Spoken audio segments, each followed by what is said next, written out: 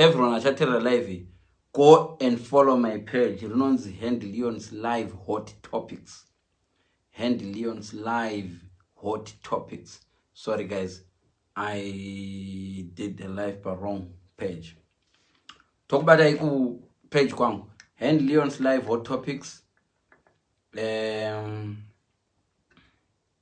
Because option yacho kushare pa groups pana pa is kubuda tuone. Is kubuda option yacho.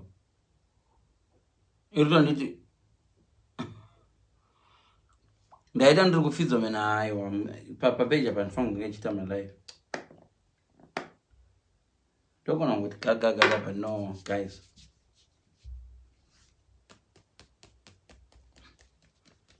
So right. Mitemo ndachida kutaura ndeye kudai so. Mutemo number 1. Tumitemo tudiki tinogona kuti kubetsera vanhu. Ngandikoti gaga nokurumiza. Tumitemo tudiki tinogona kubetsera vanhu ma relationships, right? Usava ne habit yongoswitcha phone yako off. Phone yako ngaingorega kugara iri off. Zvinogona kuti mumwe munhu afungire kuti so ndekamwe habit. O unokarwa misa ma calls. Abe wako. O unoti atakufungire. Ndeti. Phone yako inozoita senge iwe uri kuhide something, right? Number 2. Wakaseva kuti udi. Ndio wako wakamseva kuti udi mufone. It's very very important. Museve kuti mudiwa, sweetie. Usaseva kuti maive chingwa not something. Kuti J. Zvinozoita kuti afungire kuti maybe kune vamwe vanhu unotya kuti vakazoona kuti wakati bheka kana chichi. So hapana chinombora seva kuti husband, love, wife, sweetie. Official name Mrs. Ningi. Mukadzi wangu. Kuti waone kuti zveshuwa usi kuchita nditi. Imwe rundi yanga iri ichienda ndaona. Okay. Kana uchiansa phone yake, hi honey, hi sweetie, hi love, hi sweetie, yes baby. Ukajaira kuansa uchidero. Phone yemudiwa wako kana muri mese. Musimese. Zvinomupa confidence. Nokuti mavara akadero vamwana vakwanisa kuti vamwe vanhu hamugoni kudero because pamwe muri memphis kana kuti munomwe be. Unoshamwaridza kuti ndijule ndijavera phone. Oh no. Ndwana. Saka muzodi kuti hai makadini vamwenyu mukafonera radio varipo hapo vanosimba ndetimoti mutemo tu. So ukaona uchiti kumunhu hai honey, hai sweetie, hai chichi conversations dzinonzonakidza. Pamunopedza mukazange makupedza kutaura pedza kuti I love you baby, I love you. Oh, you're so beautiful. Hang up with a smile. Zvinobahwa kuti uri smile here. Vamwenyu kuhang up kwenyu ndozokufonera ndozokuti pane vanhu vauya ndozofona bye. Tumitemo tudiki but tune simba. Kana uri busy udza partner yako kuti unenge uri busy chanja.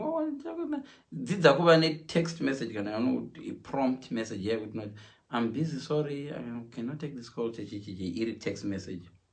Womudza especially in advance kuti kwandikuenda ku phone exclusion zone sha ndogona kusa answer phone yangu. Zvinobva zvamuprepare kuti iyasaita paranoia. Pamwe tine paranoia tikona phone isinga answer kuti asi chiri kutsva. So zvinobetsera mbichana. Mwechi kufleta pa phone kuri bore. Uchifleta nemunhu wako usazvijaidza ngofleta nevanhu vese pa phone. Nokuti rimwe zuva rinozofleta ndiwo wako ari paside so haiwe mai magaro ndepi. Usajairirwa nevanhu kuti mai magaro kana vasiri mapartner yako because one day vachakuti ndepi mai magaro pa phone vasingazivi chikomba chako chiripo. Izvozvo zvinogona ngokukozwa kuti relationship yako iparare. So kufleta kuri right asi uchifleta nemunhu wako compliments ngaalimitiwe. Munhu akakucompliment, oh mama makatakura mkwasha, that's not appropriate. It's inappropriate in comment yamandipa mkwasha. Zvinogona kubetsera chikomba chako murume wako rimwe zuva. Because ukajaidza vanhu kuti vanokuti mainhingi maningi ka one day achakuti maningi mumo ione mufesi wako kandi mufesi wako akateerera. Because mafesi zvaanozoita answer ianswer inoringa muri mese ianswer. Iwe uchinyatsoziva kuti munhu uyu ndikamuansa anoti andimhoresa chiti maimaka kungoiansa kudai musho waparara. So you need to be very very very careful kana wandirata chinhu. Usangojairira vanhu kuti vakudene nemamwe manickname kufleta pafoni. Fleta newako chete ingova nemunhu unolimita kunofleta naye. Even vana bamunini chacha muningi nemurume wako unogona kungokupinza pashinyasi. So usamboita imwe mistake imwe yekudi ndataura kuti vanhu vanoda kufleta newe unofanira kuvatsiura. Naye mkwasha musandijairira, ndiri munhu wemunhu, am married. Munhu akakupfimba usati ndiri married, murambe. Vozi dzimwe nguva kuramba munhu kwaunenge uchitaka ndine murume, kuri kuti kana ndandisina murume mkwasha ndokudai. Kati ndotya kurohwa nemurume wako. Ukava munhu anoti unondirovesa nemukadzi wako, kuri kuti kana mukadzi wako akasamurova anokuda. Munoziva here zvamai muchitaura mukadzi kana ndikakupimba ukati unondirovesa nemukadzi wako as a way of trying to find out kana ndiye mukadzi. In other words utondiudza kuti aiwa unondida but mukadzi chete, mukadzi ndiwe yaita problem. So be very very careful. You need to tell off and off later newe. Asora kumbona kuti kuma inbox sometimes ndokuvinga kuinbox kuti hi baby tisingadanane. Ikabatwa nechikomba chako unozati message yeyo yekuregerera vanhu achingokuti hi baby hanzi wangu azvijaira. Yongoti hi baby yo ndokuti hi baby tisingadanane. Unozati rimwe zuva mudiwa wako anokuona yenge nyongoti hi baby. Agona zirume racho ndividzo rine maziziso aya nemaziromo rakareba agodofila insecure. Unoziva haivi nazvijaira. Zvinowa munhu akutaura kuti hi baby murume wako anovati akafuga magumbezi seArsenal. Unopinda magumbezi nebhutsu senge Arsenal. So chimwe chii chandati torwai maselfie muri tu nemudiwa wako. Torwai maselfie pano neapo. Torwai maselfie anobetsera maselfie. You'll thank me later. Vamwe venyu I'm happily married, ndine murume wangu. Asati amboona kana picture one muri mese. Iwo ne evidence kuti okuzoti munhu wangu uri rati inema but ndine mapicture akatitese aya. Even egokwa ya mapicture wakamumbundikira aripo ngopro. Remember this live ndaita pa wrong page, so ndiri kukurumidza kukata ndobva ndaenda ku main page kuna handleon page. Mondisangane nikupi ku page rangu chat. I've got a page. There's a couple of thousand people havana kuzowanda vose mawandira makaita pana avakaita kune mamwe groups. Rimwe group rine 24,000 but iyo page rangu harina vanhu vakawanda nava ndifuna kutombosvika 2,000 but it is over 1,000. Ndokwandira kuitira malive angu because ndanzwa nokublokwa. My main page rakablock. Saka ndangoita malive rangu chiti gaga vavengi vakangozviziva ndavaya pano vanotondibloka ipo pana ndakablockwa I think kusvika pa Christmas. Ndozodzokera page rino I'm sure vanotondibloka futi. Vangoripota vavengi vachona ndichavabata zvangu ndivanani. Asi vanhurume. Vanhurume munonyanya ndipo attention vanhukadzi. Munyanya pa varume vanofila threatened. Vamwe varume vakufila threatened. Mfeso yanodiwa na my baby yo mfeso. Avatomboziti hapana kana baby randirombodana. Saka mwana munotofunga kuti vanoita player vatomborina vakadzi. Vatotamburawo. Kazi ndirudla lemon. Ndaigirwa malemon from Zvishavane. Mulemon wekuzvishavane ndoodira kunovava. Unovava. So ndandapa kuti chii. All right.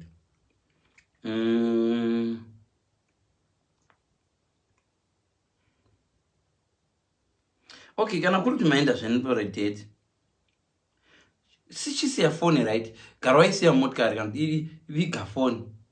Ivige pane kuzombopota uchibuda uchinoiansa kana kuti imbofocus akapa munhu wako naye 2 hours muri mese. Mango phone waisiya kana mumba chamo. That way unoti akaka lovely time but nozoda kutora na picture. So ise toita sei kwandizi ipapo find a solution. But phone inoda kusiyiwa kana makundo pamwenyu munotakura phone nemunoende pamunoende nemumvura switi yako anenge adamba kusundidzirawo mvura so kuita chikudo newe, but anotya kusundidzira mvura une phone muhomwe unomudira mba waburisa phone yangu pa imboenda musina phone. Kana masvika ku age kweuyu muri ku holiday kunopisa kweke munongo kuti ona nyoka iyo kusundidzira mvura chikudo chakadero memories. Zvino vamwe venyu munoende nemafoni 5 yekubasa nechivhure nechidzedzekazara momwe bhebhe otla kukusundidzira mvura ndikamusundidzira mvura foni dzake maiwe ndorogwa mamba zvinogona kungovhiringidzawo chikudo nemukadzi wako akada kukurova ruoko iwe uchaputsa foni dzangu mani, akadati hai baby iwe unoputsa foni dzangu mani, andoona. So sometimes mafoni aya anoda kungosiyiwa for a few hours, few minutes. Musaita habit yokuti kana foni ikaringa unoansa uri seri kwegomoko, unoansa uri seri kwechuru. Izvozvo zvinoita kuti ufungirwe nomukadzi wati kwakanaka here, andoona. Ende kana atongofungira, the reason why tingati kuti mapartners enyaya kufungira, the more achikufungira kuti unohura, the more likely they are to hura back.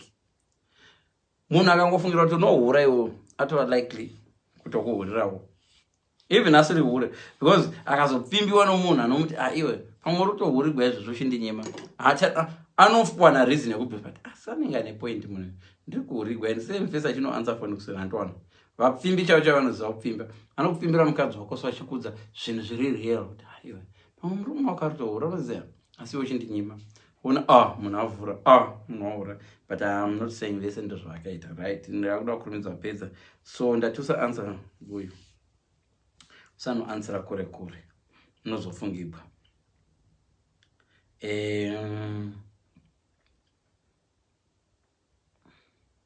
Kana musingagari mese ka after a date mufonera uchiti masvika here, ndobasa refone baby are you home, zvisingaradzi kuti umuchengera baby I hope you're safe, undudze kana wakurara baby good night. Jairirai kuita mavideo call. Mavideo call anobetsera. Ivo vanhu vasingadi mavideo call vazhinji venyama vanoti make up amwe acho kutya kubatwa chihure. Jairira kungoansa mavideo call all the time. Video call and then nothing to hide. Munozo answer chifemereka. Unozo say chifemereka. Anenge amanya 100 meters kunovanda seri kwegomo kuti agoiansa. Kwana muna chiti hello achanza video call chifemereka. Akuti tanga chimanya anga achitiza pazere vanhu. Achimanyira mutoilet. Mesi meviswanda. Ndaita live pa wrong page saka musana don't worry muchabuda manje ndo papana. So chimwe chije ndandataura mucheka kuti are you home safe baby, ndikukufunga chichi chitutu ndobasa refone. Kamwe kamutemo kandanda kudza ikatemo kamutemo nambani.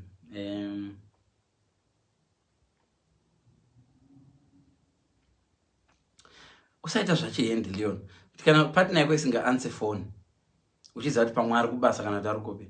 Woramba uchingofona, hendiliona. Anokufonera akakufonera, agokufonera kuita 15 missed calls. Hazvina kunaka izvozvo. Kana munhu asina kuansa kawani mbomusiya afeme. Ipapo anobasa ngati unomutrust. Zvino mwenyu phone ikasaansa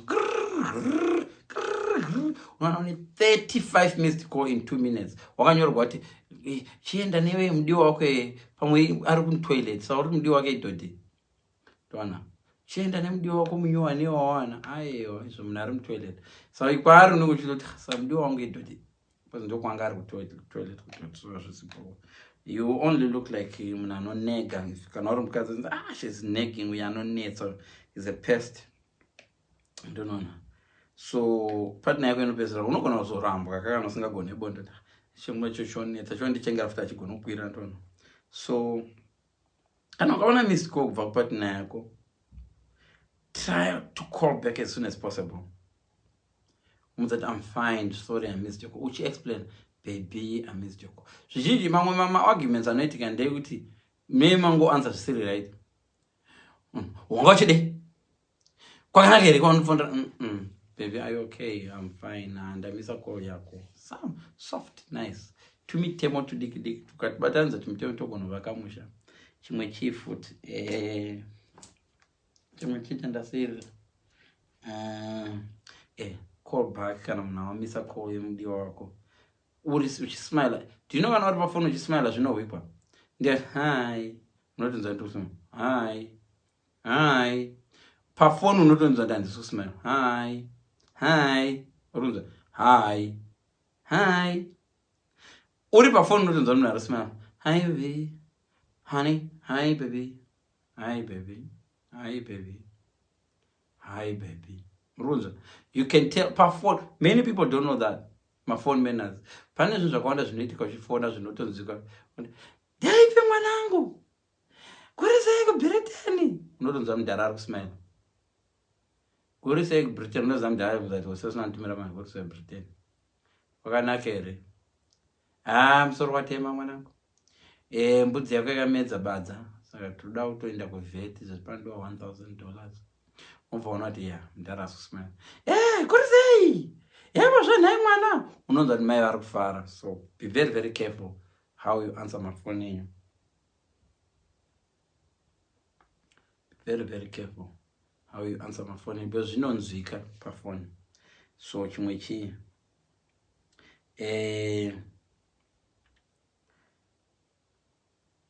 kana zvichida futi save number yepartner yako as an emergency. Zvaya zvokuti pakaita emergency ka ndio inotanga kubuda pakanzi emergency kuti I need to unlock. You can phone that number. Isina kuunlock. There's a way of doing it. Karo akasave number dzeuyu. Dzipoti dzichimbofonawo by mistake.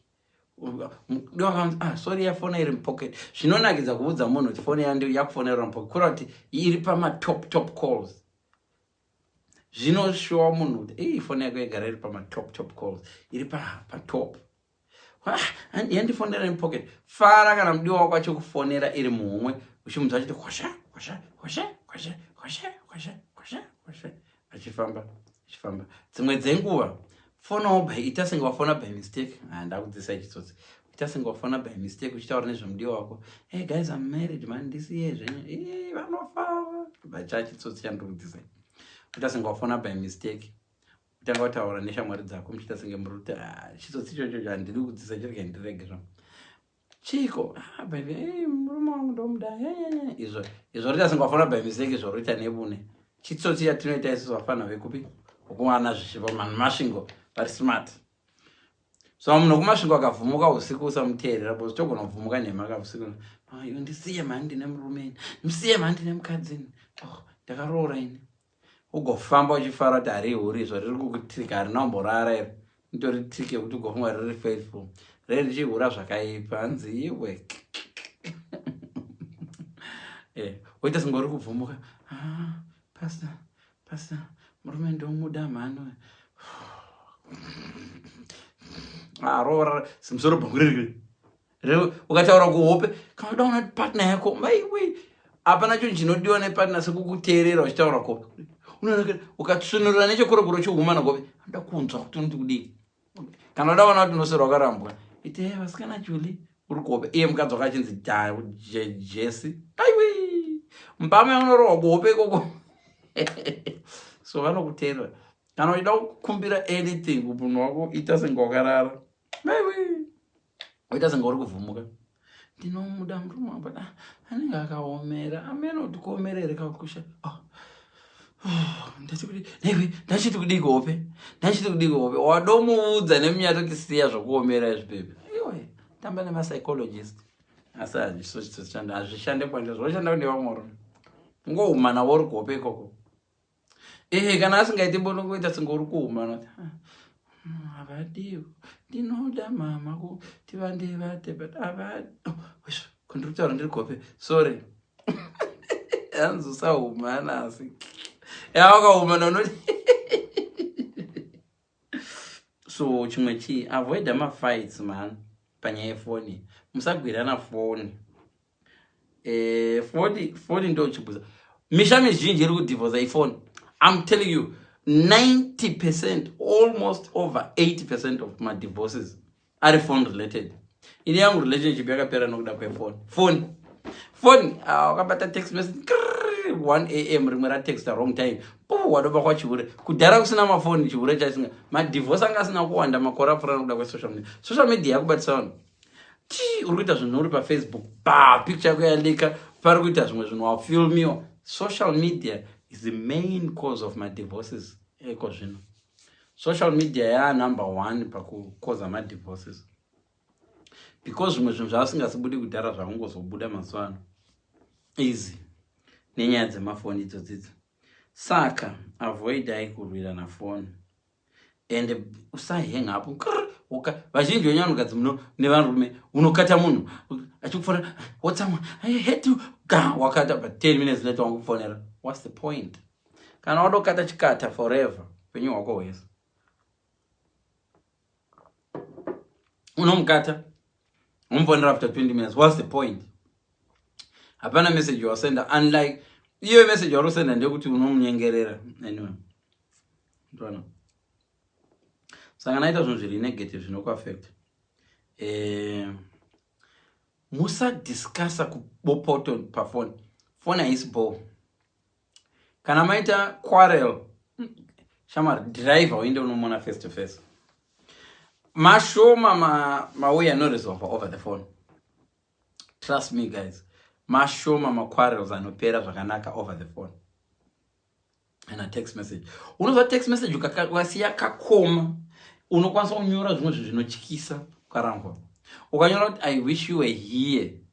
Phone yako ikaramba kutypa wokupedzisira. Musha unoputsika chiti oh you wish you were here. Ndiye anoona kuti here. So be very very careful. Kana uchida resolve mauyi, enda unotaura naye ferere face to face. Chimwe chifuti. Kana uri munhu ane system yokudzima mafoni, gara waudza murume wako, partner yako kana girlfriend yako kuti nguva zhinji ndinodzima foni yangu kumachokuti chokuti. Agara achiziva kuti nguva yekudzima foni iye ndo nguva yaunofanirwa kuhura iye wakadzima foni. Kawakazohura handisi kuudzisai chihure, ndiri kuti nini, usangojaira ngodzima foni pese pese kana usina kuudza partner yako. Ngaiziye time table kuti ndinganza kuma8 ndodzima foni, and ipapo kana uchihurawo kuma8 chitohura kuma8 koko paanenge achinga kuti mugariro wake mukadzi wangu kubva ndichitanga kudana naye. Handosonambozva vakadzi varumandera kubva ndichitanga kudana naye ndozvaita foni yake kuma8 anodzima. Ndo time yacho iyoyo. Chimwe chii chandada kuudzai, saka unomuudza in advance, foni yangu ndichaidzima kuma mangwana. Hanzi kutodzima foni wovata iwe. So kana kuri kuti imimi manje munodanana uchida kuti love yenyu inyatsosimba, muchidanana itime apart yenyu live pafoni muchirekodha, ndati capture. Kana uchiita malive senge zvikana ndemusikana wangu opota chimboya pano, hai vateereri muri sei, uti Donald Trump. So izvozvo zvinoita kuti madam vanzo kuti kana to madam achidrive oita live, madam achidrive vanofila ko ndiani ko ndiye mukadzi wangu ndiye ari kudrive, ombokuta kuti mukadzi wangu uyu kana kuti iye ni murume wangu ari kudrive, murume wangu uyu.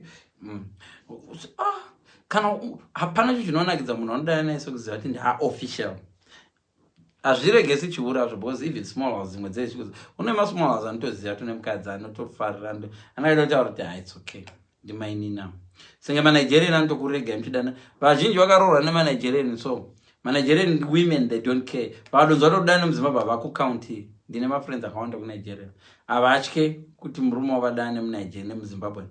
Kana maNamibia ndo anotya, because anofunga kuNamibia kumazimba nembiri euro iyi. Saka kuNamibia yes mazimba anotyisa, but vana Nigeria vambokukwatika. Nigeria anotodana nevachizwa kuti nomukadzi kani.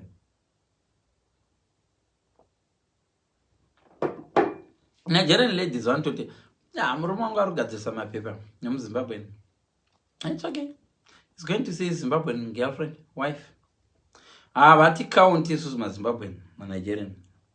Havati kwate. So right. So iwewe kana uri muchicelebrate zvinhu zvenyu online, dollar view, potai muchimboonekwa mese, post mapicture muri mese.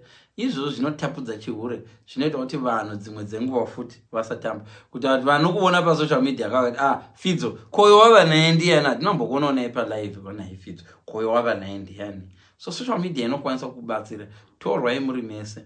Izvozvo zvinoratidza level rako. Kuona murume wako akunyara kukuisa palive naye yani dzimwe nguva ari kuda tomborova gym mbijana. dumbu rako kana uri murume dumbu rako risanyanya nokuti pese paunotorwa picture muri tu nemudiwa wako kamira ndikudze pese paunotorwa picture mukamira nemudiwa wako. Let me tell you, Satan zvachinoita chinouya kuvanhu choti vanomboita lola sei vavo. So zvizive kana muri couple izvo pamunofamba, the first question inonzwa na Satan muchechi mufundisi kana makamira nomukadzi wenyu, first question inouya muvana vesangano inobvunzwa na Satan, ndakuchikuudzai manje vanozvibvunza dzinoita lula sei kwedzi dzinomboita lula, asi pastor angaita lula here. Ndiri kukuudzai secret yamusingaziye vafundisi. Ngandikuudze inini, pamunodomira muchechipo paya muri pastage nemukadzi wenyu handiti vana vesangano vano iyeyo kwesene vabvunzei kana kuita strisi vachakuudza kuti zveshuwa izvi zvinoitika vafundisi. Mirai ndikuudze vana vesangano vandombotarisa amen uchiti vari kuti haleluya vari Satani haamboregi mubvunzei. Satani achakuudzai haamboregi kubvunza but vanoita lula sei vanoto mufundisi vangarova lula here maifundisi vandochemerera here maifundisi vanoita dhogi ivava iwe mibvunzo yeSatani haamboregi kuiita mibvunzo iyo hamuzvizive zveni but trust me pese panongomira couple pese vanofamba nekapo yako muri Mercedes Benz pese even ginimbi paifamba vanhu vanenge vachitoti asi bhurugu rake rakazvimba anayo here ginimbi iyoyi. Saka inzwaika iyoyo zvozvo you can't avoid it. Pane imwe couple yaunobona so zirume redumbu rakadai zikadzi nedumbu rakadai vanenge vatoita maangles. Ndo pakaitigwa metse dzemaangle dzese dzataita kusecondary school dzedze acute angle obtuse angle ndo padzinogoneka. Even rakafoira metse rechidodo calculate vanoita sei ndaraita dumbu kava mukadzi ane dumbu kava even mukadzi wavo musina matumbu mukadzi wavo kana ane nhumbu yakadai so vanoita metse idzodzo. Satani ndo subject raanogona thank me later my way. Satani ndo zvanotanga kutarisa vanomboita lula sei. Iye ndikasumuka ipapo panapa Satani chobva chadoya choti asangaita lula here mufesu anogona lula here. Trust me, because now Satan akaziva kuti sex sells. That's why chona kuti hapana advert isina sex. Kana advert ikashaya sex chinhu ichocho product hainyanyi kutengwa in the world. Sex sells. Saka everything Satan iko zvino anozama kuisa sex. Chanzonza afi ndotokudzai kashoma kuti paitike anything Satan asina kuunza pfungwa dzesex. That's why chona kuti Ferrari inenge yakaiswa mukadzi akabata muchiona kadai akaburitsa magaro kadai kusi kuti mukadzi anodhirivha Ferrari isex. Ndinoda kutengesa Ferrari. Unongoona waungotenga Ferrari wega. Coca-Cola perfume chaidzo perfume kuti ite vanotsvaka mufesi ari handsome asina sheti akaburitsa uyu kana akapfeka suit asi chese nenge chishowa kana ari mukadzi vanotsvaka mukadzi. Dzimwe perfume zvibhodhoro zvacho choita singe munhu asina bhurugu chibhodhoro chotoita singe underwear icho chakazvimba kuti zvachiri chibhodhoro chinenge munhurume wani chakatakura chibhodhoro ichi. Ona rimwe zimunhu zihuri rakutotenga perfume ndotengera murume wangu chibhodhoro ratengesa ina kuzvimba but harirofunga kuti maybe kana murume akaspray achazvimba kana inongori sex iri kushandiswa naSatan to sell things. So you need to thank me later pane iyi yandakuudzai revelation. So kana uchiita malive ako poto uchiita live nemunhu wako vanhu vazi iwewe nyakuitwa live nawe ziya kuti wapiwa waka platform. Hazvirevi kuti hausikuurigwa but officially vanhu vakuziva kuti kana chinda pana fidzwa ane munhu wake.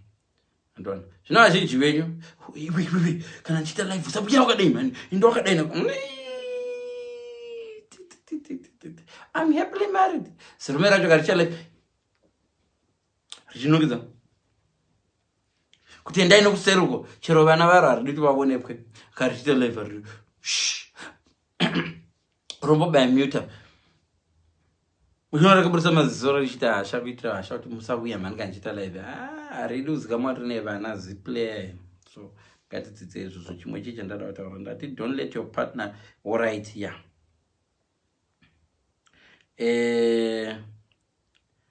Celebrate time muchishandisa mafoni enyu but mungwarire kuzvifilma muchiita manudhu apedza marriage zhinji kwete marriage chete nelife. Kune vanhu vari kufa nenyaya dzemanudhu. Nudhu rakaitwa muchifara so rinogona kubuda matsamwa so pese pauri kuita nudhu wakafara vhara uso hwako vhara face vhara voice rako rogona kuzikanwa. Manodhu auraya vanhu vakawanda. Rinolika ipapa vanona tiri vanga tiri less than 20 kavanhu vari palive. Muri kuona 6 apa ndiri kuona hangu wakati wandei kuno. But tiri less than 20 kudai. Ndikakurura izvezvi ndikaita live ndikavhura zipi ipo panapa. Ndikaita vhuligedhe ikabuda panze. This live iyi inenge ine 55,000 views by next Monday. And inenge yadoitwa ma screenshot 59,000 by Tuesday. And the live iyi inondita famous just kuti in a bad or good way, but usually in a bad way. So kuti by next Friday meme ndinonzwa kuti feeds arura zvokuraya. Yalika svika nokuvafundisi nokuhama dzangu nekuvana nekunana vatete. Mafoni kaudaona kuti vanhu vane nhamba dzako. Lika nudhu. Wamwe vanhu vakufonera vachiti how are you? Kaudaona kuti vanhu vane nhamba dzako. Ita nudhu ralika. Unofonerwa na Michael Jackson iwe. Iye akafa kudhara. Kuchichaitika naye mfesi wangu. Ndakuona ka. Iwe, kaudaona kuti hauna ma friends. Likisa nudhu. Mai gogo vakaita mbiri last week yo. Vane ma good friends, vanhu vaimwa navo doro, vanhu vaenda navo kumapati, vanhu vaifara navo, zvese vachifara. But ndo vakatonyanya kudo forward manudhu. So kana uida kuona kuti une vanhu vane nhamba dzako, kana kuti vanhu vakakuvenga, kana kuti vanokuda, ita nudhu rinolika ndo pachazoona kuti vanhu vane nhamba dzako chama. Phone inovharika iyi nemafoni.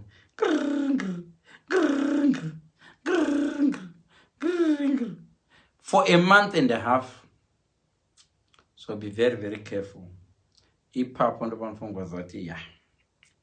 So chichi mwechandataura. Zviri good kutorwa mapicture muri mese namudiwa wako. But mungwarire pamanudzi apo vharai face. Manudzi ari bow. Kutumirana manudzi kuri bow. But vhara face shamari. Rega hako vanhu vaite photoshop shamari. But kwete kuti bharanganda wakati bharanganda kudai. Nudhu kusere vakomana. Nyika inoguma. Wadaona nyika inokugumira. Nudhu kanyatsodlika zvakanaka rikaenda nekura. Inokungoenda nokubasa kwako chidzingwa basa straight. Ichibva nokubasa chienda nokuchurch. Chienda nokumwana wako dangwe. Mom, but why were you doing? Imagine mwana rako rine 24 years nemandebvu risati raroora. Mom. Mwana rako rine 40 years riyari. Rakaramba mukadzi rakazvi. Mom, unoti nyadzisireko nai mai. Sure, munoti iwe. Nudhu kuseri. So be very, very careful. Social media nefoni, tungotaura zvimutemo zvefoni, to be careful. Zvimwe zvacho, kana mukaita problem, udza partner yako direct. Usaenda palive. Vamwe venyu mukanetsana nomurume muenda palive. Marume kuZimbabwe munohura, ndahurigwa nemurume wangu. Handizi kuti memuchida kuti zvisotekese. Muda murume wenyu achazoteerera live yenyu, kana memuda mufumura, kana memufunga kuti moita. Usually vanhu vanodero relationship dzavo hadzirecover. Vanhu vato give up on that. So the best way to deal nemunhu akuhurira, muvingewo muudza pandihurira. Moiri. Apa ndosa mumwe akazowandikidza mukadzi wakacho rukanzi bamwana. Imhosva yenyu mukafamba mukailikisa video yamandirekodha ndichihurai. Ndimwe munosekwa chinzi makaroora hure. Vamwana vakazongoita narwa vakazviti, but dzimwe nguva anenge achitorevesa mukadzi kuti iwe ukafamba uchiudza kuti ndahurigwa. Vanhu havambokuhwiri sore. In fact, vanototanga kuti airakahurigwa rokadza ndonga harigoni lula. Even pakurambana chanoza kuti kurambana kune vanhu vanotofunga kuti vanhu vazhinji vanofunga kuti kana ukadivorca nemunhu ilula related. Because vanhu vazhinji vasina kudzidza vanofunga kuti chinhu chaita kuti vanhu varamba nesex. That's why even vanhu vanoita counseling vanoyengorora kuti iwe warambirwa kusakwira ozodiscover ko hamutomboziti kuna mwana unorambirwa kukwira. Zirume rino nokuti kana uchikwira munhu asingachakude zvinoputa off zvisingaite. Saka kukwira ikoko unokuramisa nomukadzi kana asingachakude. Because anything that you do paari kana asingachakude kunomuirritate.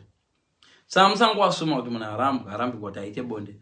Vazhinji vari kutorambirwa kuita bonde kwacho nemunhu asingachavade. So chimwe chinhu. Saka don't usamirira kuti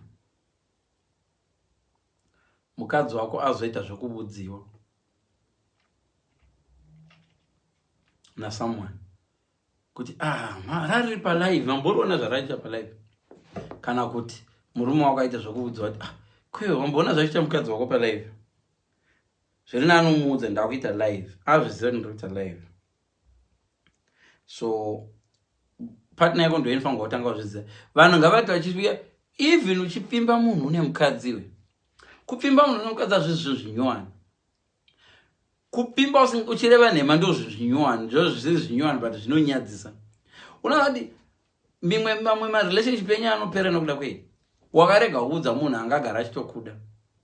Munhu akagara achitongokuda ukarega kumuudza chokwadi handine mukadzi. So unoziva kuti ukaudza munhu ndine mukadzi akurambewe chiona manje vemakuhwa mangwana masikati. Vanomaona zvaitwa passion java kuda ngoisa joke yekuti by the way muchato weya wazoita wazodambuka rimwe raenda rikanotranslata neShona have you broken up kuwall kwa mukadzi wachona ndaisa shepo rimwe ramanya within an hour rimwe ramanya rikatotaura kuwall. Murume wako ari kutaura in Shona kuti madivorce, is that true? Yewe zimba satamba nezimba iwe zimba rinokuhunura. So zviri nani information itange kumukadzi wako kupartner yako. Kana wasura kuchikoro kana wadovudza partner yako nhasi ndasura kuchikoro vanhu vano iwe unodziwa mukadzi wako sura kuti akandivudza. Hapana chinobhowa munhu wemakuhwa sokuwana kuti achifunga kuti ane new nyaya wanga kuti wati unoiziva nechekare. Kona iwe unoziva kuti murume wako ane mukadzi boyfriend yako ine mukadzi no handozviziva akandiudza moreva kupika wokuchitungwiza handozi unoona munhu akusvobaira chinyara hati atangoti kuudza akunyara. So sometimes kuzvirevera kuri better. Inini vana vangu zvanoita kana chaita musikanzwa kuchikoro ukanzwa chotanga kuti daddy there's something that really happened at school boys ndochiwanzwa there was a little matter at school otozati kune nyaya hombe uko mwana wangu kamudza there's a little matter daddy I resolved a little matter at school my god ndezati tsamba dziri kuuya chiri smart chokuti pamboti netseke but tikavhiringana nomwe mufesi otozati charova munhu ati angovhiringana nomwe mufesi kuchikoro mwana wangu akadero ndotozati phone calls from the head teacher kana mangwana mwana akazvimba kumeso pana rohwa ndona. So izvo zvinobetsera kufanira kuzvirevera kwete kumirira vemakuhwa vazotaura because vanoedha salt. Chimwe chii chandada kuudza tumutemo twefoni so ndati social media haifanirwa kukutangira partner yako kukutangira kuudza partner yako zvaitika. Chimwe chii kana partner yako ichida kukufonera phone yako iri engaged kana zvibvira even screenshot muratidza kuti haiwa phone yanga iri engaged sweet screenshot ona munhu ari pafone best friend yangu, which is why sometimes even kana une small house yako zviri nani uisave as your best friend kuti watogoita screenshot achiura chandakudzidzisa ifuti ndona kuti izvi zvemafoni izvi aketimbosera nazvo. So about screenshot ona munhu ari kundifonera best friend yangu izvo screenshot ndisweet womwewo futi wechitu iwo ngona pakanzi job oti job pakafonera mukadzi wangu paive nezuro pakafonera friend yangu ndaitokutsvaya iyo hana kumbobata foni nezuro.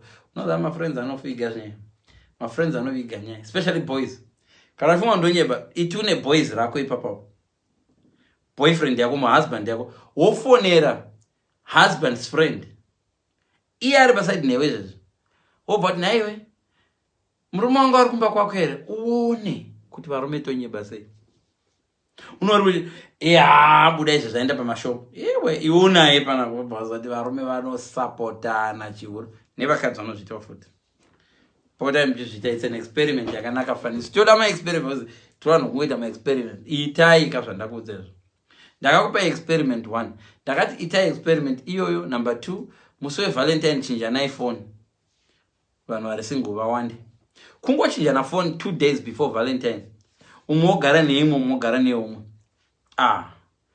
nyika inosara nezere vanhu vari single musi wevalentine kudai so phone yangu inini yobva yadi tobva dai pamwe munhu baby hi baby happy Valentine's sweetie dzichinda ku wrong partner ewe misha munozara vanhu vari single panapa aya do experiment mwana. Experiment number 2, tora phone yeshamwari yako iyo womfonera uchi hai ndiri murume wanhingi wambomuona here nhasi maiwe iye ati kudiwa but iye ati anzi anga ari kumba kwako ndokwaari izvezvi okay maybe andisandamuona mira ndinovhunza vana vangu kuti nema uchaona ichiringa pane yake manje uri kupi murume wako akukutsvaka iwe murume wako akukutsvaka ansa foni murume wako akukutsvaka ndonyeba nchiti kuti it's a team game nokubaika neko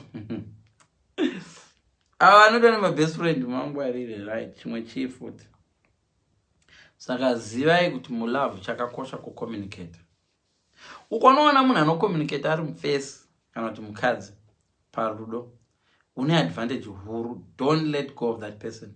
Munhu anocommunicate akanaka munhu anokuvudza page rauri is one of the best lover to have.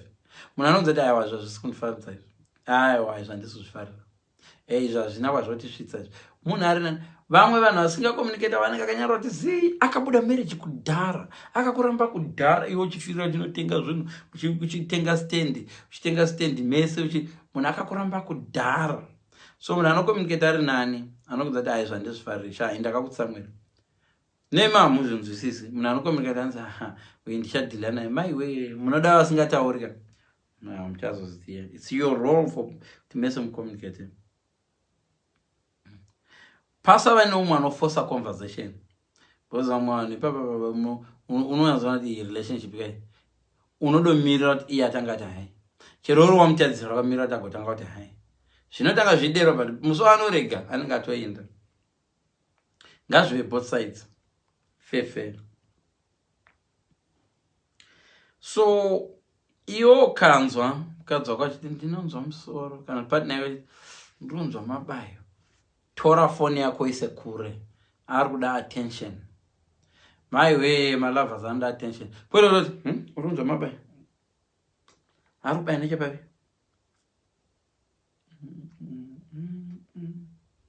ari kubai nechepa pahulava imbo google tu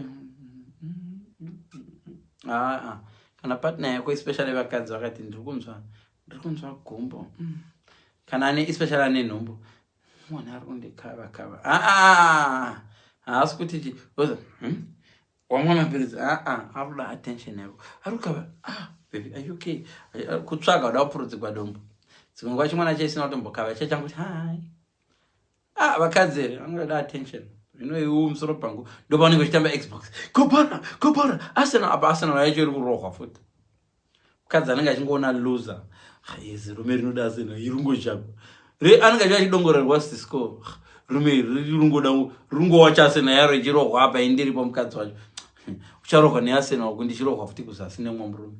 So handisi kuti varume vearsenal vazhinji muri kukwerigwa vakadzi but ndiri kuti zvinobatsira kana arsenal yarohwa 2-0 chisiya zve40 siya zvebhoro uno hauindako kumunhu asingarohwe 2-0 ari pasaidi newe ari kuyema odouyema but arsenal yadorohwa zvinoti arsenal iri kurohwa mukadzi ari kukusiya arsenal iri kurohwa mukadzi ari kuda attention uri kumunyima ari kutopiwa attention najeromia musoro pangu ari kutopiwa attention pafoni uvazi kwamona achiti mudumu wangu uri kurwadza akaenda upstairs same message iyoyo kuti mudumu wangu uri mukadzi akaitaipira chikomba chake ka chinobuza baby are you okay ndoita sei womboenda mumashop tisangane ndokutengera chikomba chino icho chikomba chisingaderomba macho but maiwe zvikomba zvinogona chengeta vakadzi vevanhu bcause mukadzi wevanhu haana responsibility yakawanda. Mukadzi wemunhu haanetseka haanga kuti nditengere bhurugu kashoma unotenga pawadira kana awako manje ndopaunongotenga bhurugu manje ndopaunomugadzirisa musoro. Saka put your phone away ipa mukadzi wako attention mubedroom chaimo avoid phone so unopinda mubedroom naye ndopatachitoti yakakwapa silent manje mwakafuratira katara gotsi hazvifambi. So phone ka dzinouraya marelationships dzinogona kuvaka musha but foni dzinoputsa kudarika kuvaka.